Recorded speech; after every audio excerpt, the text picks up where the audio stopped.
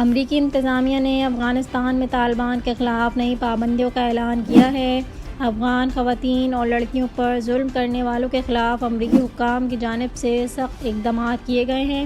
امریکی محکمہ خارجہ نے طالبان کے ساتھ اپنے معاملات میں انسانی حقوق کے احترام کی اہمیت پر زور دیا اور کہا کہ وہ طالبان کے ارکان یا انسانی حقوق کی خلاف ورزیوں میں ملوث دیگر افراد کو ویزے جاری نہیں کرے گا۔